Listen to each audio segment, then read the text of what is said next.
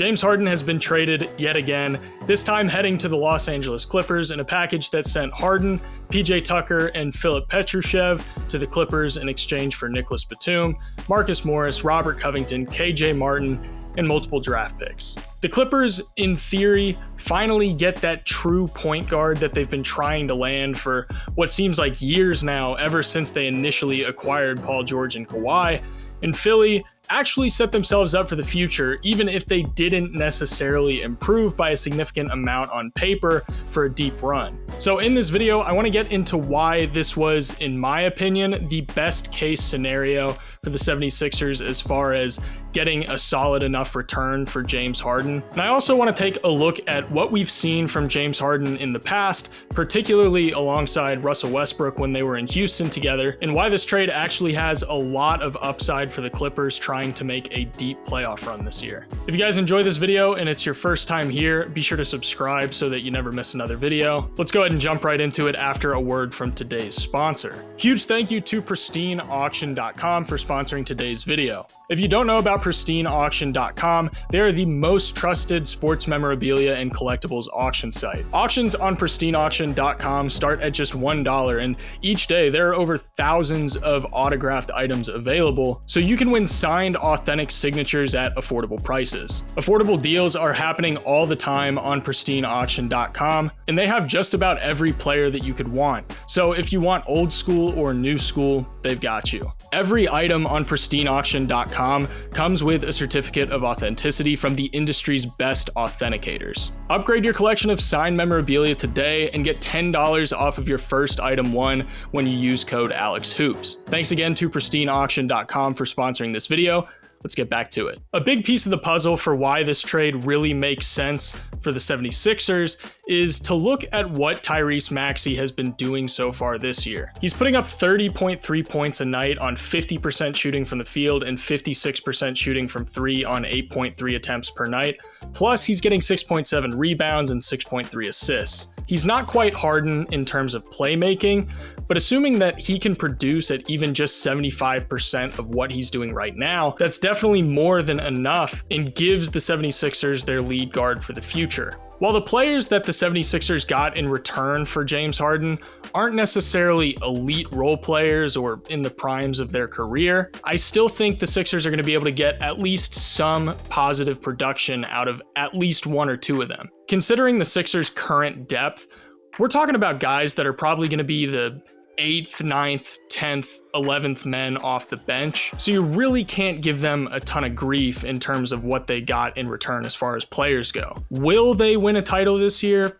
Probably not. But if the answer to that question is no, then why would they make this trade knowing that it's not going to help them right now? To answer that question, we have to take a look at the 76ers' current payroll. The big thing to point out is that the guys they traded for are all on expiring contracts. They paved the way to clear up roughly $50 million in cap space this upcoming offseason, and they can use that cap space to theoretically make a run at a free agent. Now, one of the names that frequently gets brought up for the 76ers as far as free agent targets this upcoming offseason is Pascal Siakam. Considering now they would be able to sign him pretty much outright without having to give up anything to get him, that could be a huge addition for them trying to make a playoff run, maybe not this year, but in the next year or a year after that. If they can keep their current core roughly the same, then bringing in Siakam raises their chances pretty significantly.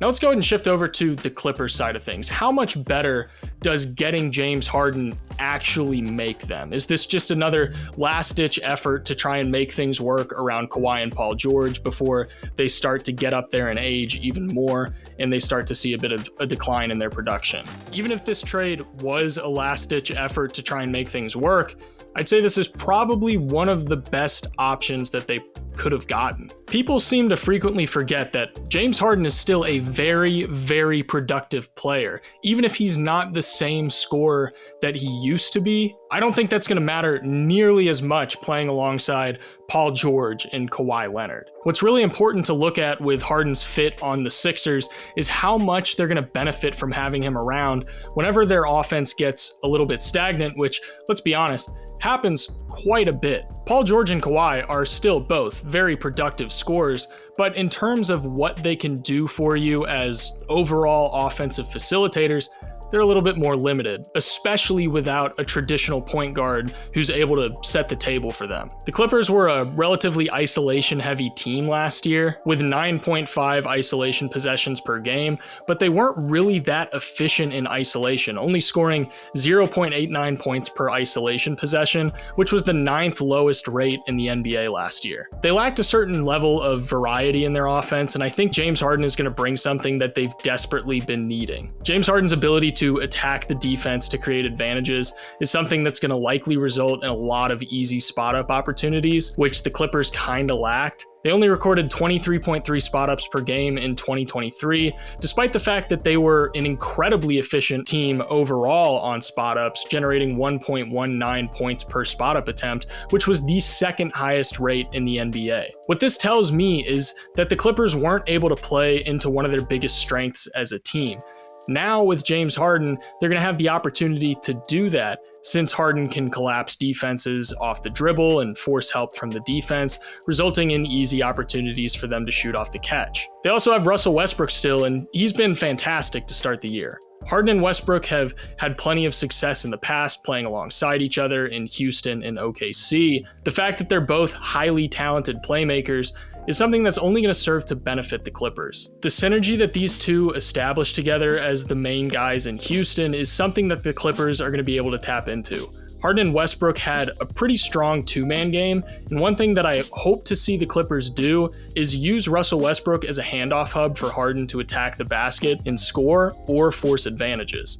He was really strong utilizing Westbrook's screens to curl and get to the rim, and this isn't the only area where they've crafted a strong two-man game. Harden was also a fantastic backdoor cutter alongside Russ when it was Russ handling the ball. While he's probably not as quick as he used to be, this is still one of the ways that they can effectively play both of them together without worrying too much about one or the other needing the ball in their hands. Plus, Harden attacking off of cuts is almost certainly going to force help rotations by the defense, which is going to result in an open man somewhere on the floor. And when that happens, I'm not really sure there's a guy who's better equipped to make that pass to the open man than James Harden. Now let's talk about Harden as a primary initiator, because he's almost definitely going to be the guy who's bringing the ball up the floor on most possessions and laying the table for them on any given possession. The Clippers should take a page out of Philly's book and run a fair amount of pick and rolls. The Clippers, in my opinion, should definitely try using Kawhi as the screener in the pick and roll. As far as punishing drop coverage in the mid-range, Kawhi should have no issue in the same fashion that Embiid did. Now, it's unlikely that teams are going to be able to get away with guarding the pick and roll with drop coverage when it's Kawhi as the screener, since Kawhi is usually going to be guarded by a more mobile wing. So in those cases where defenses are forced to switch or hedge, Kawhi being able to punish any mismatches, and Harden as well, should create a lot of opportunities for the both of them. It's also not likely that teams are going to have the defensive personnel capable of guarding Harden and Kawhi on ball screens particularly effectively, while also still being cognizant of the other threats on the floor. At some point in the process of Harden and Kawhi operating in a two-man setting, an advantage should theoretically open up along the way for the next guy that ends up with the ball. With the Sixers, it was Harden, Embiid, Harris, and Maxey, and then whoever the fifth guy was on the floor. Now it's going to be Harden, Kawhi, Paul George, and Westbrook. All four of them are going to be capable of not only creating advantages, but capitalizing on those advantages when they're created. But there's still the question of their defense. The Clippers were the 17th ranked defense last year, and they just shipped out Marcus Morris, Robert Covington, and Nicholas Batum, so that's almost definitely going to lower their overall defensive ceiling to a certain extent, and it already wasn't particularly great. To me, it's less about whether or not their defense is going to be okay, and more about, is the offensive improvement that they're going to have with James Harden going to be enough to mitigate their lack of defense. Now that's something that's going to have to be answered once we actually see Harden step foot on the court for the Clippers, but there are some signs that point to the answer being yes, that trade-off is going to be worthwhile. One issue that the Clippers had last year is that their half-court offense just generally wasn't very good. They had an offensive rating in the half-court of 98.8 last year, which was just barely above league average. But the 76ers, on the other hand, recorded an offensive rating in the half-court of 105.1 when they had James Harden on the floor. So not only is he likely going to boost their half-court offense by a significant amount in theory, but this will generally improve their offense as a whole to hopefully make up for their lack of defense. Now, I know the big question that everybody's going to be asking themselves with this trade is, are the Clippers even going to be healthy enough for this trade to matter? Will Harden stay healthy? Will Kawhi stay healthy? Will Paul George stay healthy? And don't get me wrong, that's almost definitely going to be the X factor for them. But I also don't really think that the Clippers have much of a choice at this point. As I said at the beginning of the video, this is probably their last chance to try and make things work around the Kawhi and Paul George experiment. And going out and getting James Harden is the Hail Mary that they had to throw. They don't need all of these guys to be healthy for the next 3, 4, 5 years. They just need them to be healthy for one title run. And if they do win, then it was worth it. So do you guys think that this trade makes the Clippers the favorites in the West? Be sure to let me know in the comments below. If this is your first time visiting my channel, first of all, thank you for watching. Second of all, go ahead and hit that subscribe button. That way you never miss another video. As always, huge thank you to my patrons for helping make this video possible. Once again, thank you to pristineauction.com for sponsoring this video. Thank you all so much for watching. I'll see you in the next one.